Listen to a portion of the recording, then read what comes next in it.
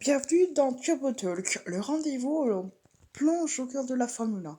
Aujourd'hui, on va aborder un sujet plus sombre et métasocial, les tragédies qui ont marqué l'histoire de la F1 et du sport automobile.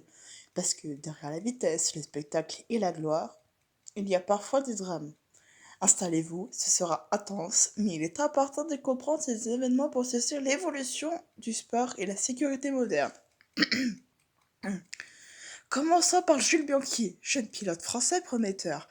Lors du Grand Prix du Japon 2014, sous une pluie intense, Bianchi perçut une grue qui retirait la voiture de Adrien Sutil, sorti de piste un tour plus tôt. Malgré les efforts intensifs et plusieurs mois de combat, Jules Bianchi décède le 17 juillet 2015, devenant le premier pilote à mourir des suites d'un accident en course depuis Ayrton Senna en 1994. Sa tragédie a profondément marqué la F1 et a conduit à de nombreuses améliorations en termes de sécurité sur piste et d'évacuation des voitures. En 2019, un autre drama touche la famille de la F1, c'est tout en F2. Antoine Hubert, jeune pilote français, perd la vie lors de la course à Spa-Francorchamps. Après un accrochage avec Juan Manuel Corres, la voiture de Hubert est percutée à grande vitesse par Corses. Malgré l'intervention rapide des secours, Antoine meurt sur le circuit.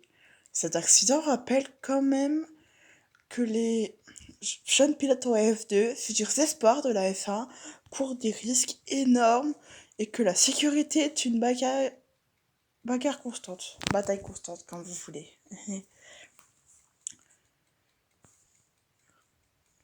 Une autre tragédie qui aurait pu, cette fois, finir vraiment en catastrophe, comme les autres.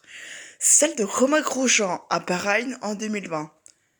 Sa Haas percute le rail au départ, la voiture s'embrase et se coupe en deux. Miracle, grâce au halo, à son équipement et à la rapidité des secours, Grosjean sort avec des brûlures mais vivant. C'est pour ça qu'on l'amène The Man Walk into Fire. In the Fire, excusez-moi. The Man Walk in the Fire. Ce moment illustre à la fois le danger permanent et l'efficacité des nouvelles normes de sécurité introduites après Senna, Bianchi et d'autres. Bien sûr, ces accidents dans la F1 ne sont malheureusement pas isolés. Par exemple avec Ayrton Senna en 1994. Après un crash à Imola, il meurt tragiquement en piste.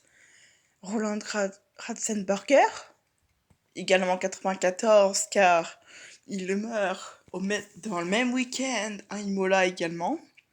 Tom Price en 1997, après un accident dramatique en Afrique du Sud. Chaque accident a conduit à des changements, amélioration des cockpits, halo, normes de sécurité, meilleure formation des secours.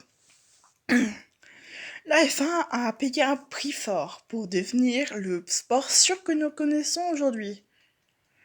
Chaque tragédie a été un signal d'alarme, un moteur pour innover en termes de sécurité, des combinaisons inifugées au halo en passant par les barrières modernes. Même si la vitesse fascine, ces histoires rappellent que la vie des pilotes est fragile et que chaque victoire se joue avec prudence. Dans le prochain épisode, on changera de ton et on célébrera ceux qui ont marqué l'histoire. Les légendes, celles dont les noms résonnent encore dans tous les circuits du monde. Fangio, Senna, Schumacher, Hamilton et bien d'autres. On parlera de leurs exploits, de leurs records et de ce qui fait d'eux des immortels du sport automobile.